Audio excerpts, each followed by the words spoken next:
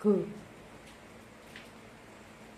Ibu bumi gopo angkasa, mangku bumi mangku angkasa, ingsun ngadeg setengah jagat, manunggaling kawula Gusti. Tetep tatat semangat juangku, ladu murup ing jero tataku, welas asih dadi kemulku, uswa mataya langgeng gesangmu, ingsun nyater setengah jagat, manunggaling kawula Gusti. Menyatakan jiwa dan raga hanya untuk beriman kepada Tuhan Sang Pencipta alam semesta. Assalamualaikum teman-teman, dan selamat pagi Dewan Juri. Apa kabar hari ini? Sudah pasti sehat kan? Perkenalkan, nama saya Farel Maulana. Saya bersekolah di 3 Karanganyar. Kali ini saya akan bertutur kata yang pastinya seru.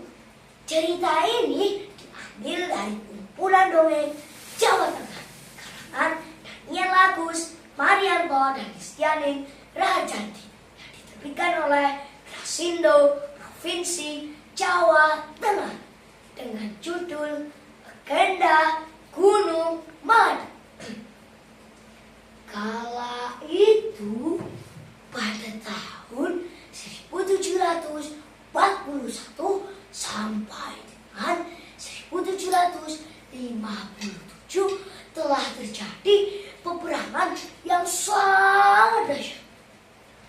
Perang besar antara kerajaan-keraton Kartosuro yang dipimpin Raden Masa itu, yang dikenal sakti dan ahli pertempuran dan bergelar Pangeran Sambernyowo,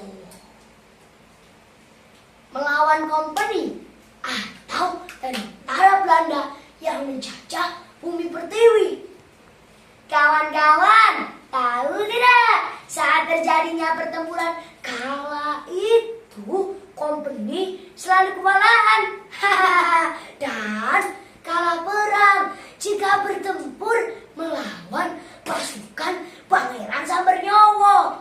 Oleh karena itu, tahu tidak teman-teman apa yang dilakukan kompeni?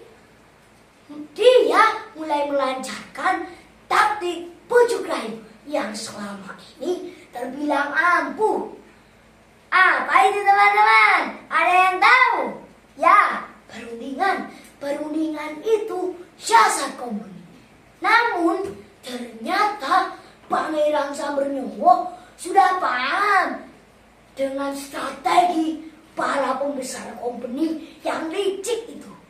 Sang pangeran pun tidak mau mengikuti ajakan perundingan tersebut. Alhasil akhirnya kompeni marah besar. Aduh, kita dalam bahaya Gusti Pangeran. Gusti, kita dalam bahaya Gusti Pangeran, kata seorang prajurit Raden Mas Said dengan kopoh-kopoh. Apa maksudmu? Kita dalam bahaya, prajurit. Setiap saat kita memang selalu berhadapan dengan bahaya, tegas Raden Mas Said. Ketiwasan Gusti, kali ini benar-benar pasukan kita sudah terkepung dan terdesak oleh banyaknya pasukan kompeni. Sangat sulit bagi kita untuk melawannya, kata prajurit. Betul kamu prajurit. Sebaiknya pasukan kita tarik mundur. Kita selamatkan diri dan mengatur strategi yang lebih baik, kata Raden Mas Said.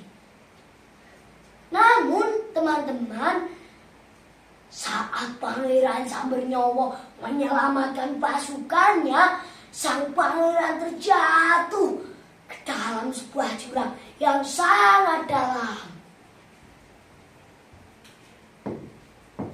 Beruntungnya saat tersebut jiwanya masih dapat diselamatkan oleh seorang pertapa.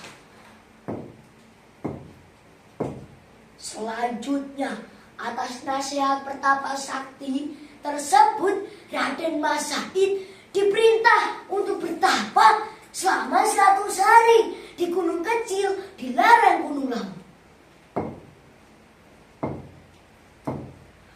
Hei Raden, bertapalah engkau selama 100 hari dengan tujuan: 1.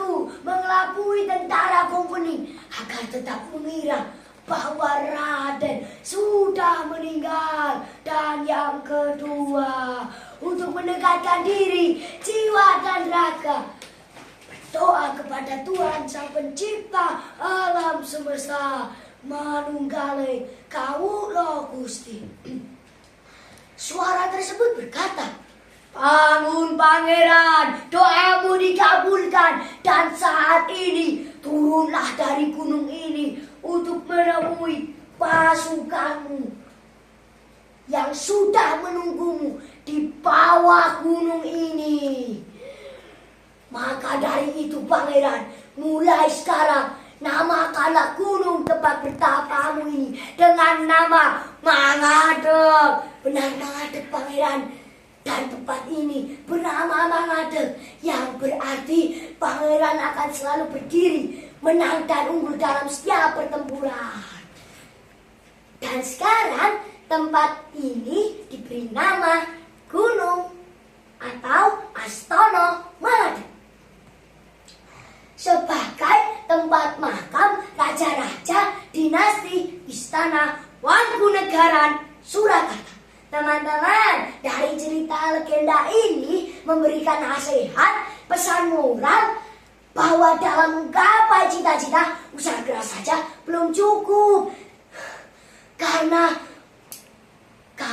pertolongan Allah itu akan datang di saat hambanya mau menyerahkan diri, jiwa, dan segalanya hanya kepada Allah Azza wa Jalla. Semoga bermanfaat. Demikian teman-teman, dan Dewan Juri, tutur kata dari saya. Salam literasi, ayo membaca dan terus berkarya. Wassalamualaikum warahmatullahi wabarakatuh.